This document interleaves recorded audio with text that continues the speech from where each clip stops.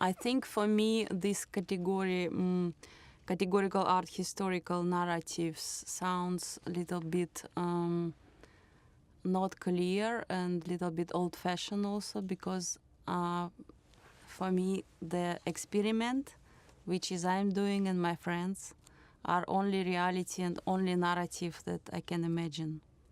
So I cannot, find the point of estrangement to judge like art historian or curator about the situation, the state of things. So for me it would be more relevant to speak about my own narrative.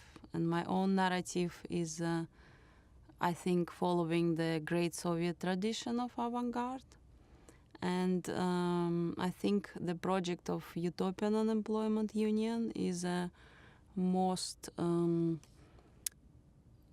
relevant within answering your question, because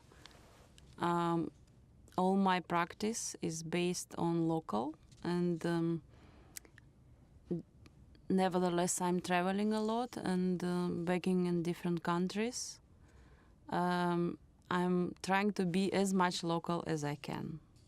So for me this specificity narrative is just only reality that I know.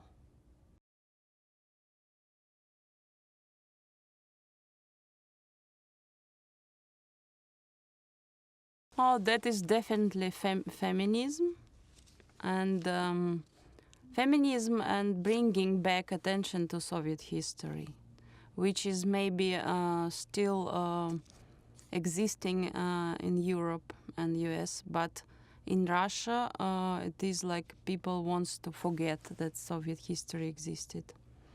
They want to speak only about the Russia which was lost, and that is 19th century and before, and so on.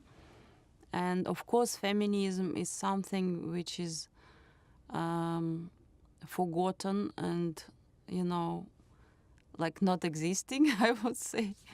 But it's not funny, of course, because it's tragic. So that's two things, I think, most important: feminism and Soviet history.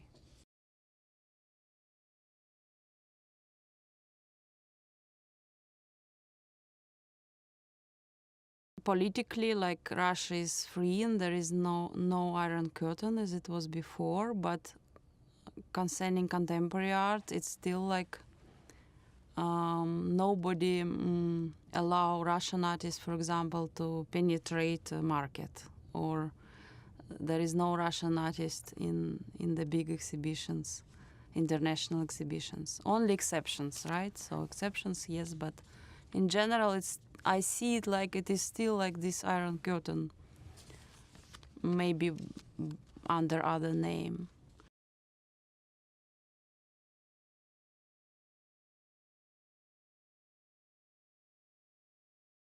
That's also this interesting relationship between global and international, because I don't want to imagine that everything became global.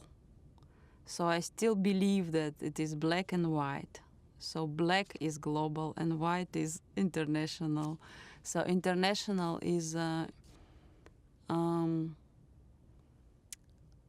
working in the context of the horizontal self-organized grassroots tradition, traveling and meeting people, creating the unions, finding the site-specific project in a way that you are talking really with local people and not doing research by reading only books or taking the information from films or whatever. So, I mean, there is very clear definition for me between global and international, but in a way, like, sadly enough, international kind of disappearing. But as I told you, I don't want to see it. I pretend to believe that international is still existing and we have to strengthen it. in any ways.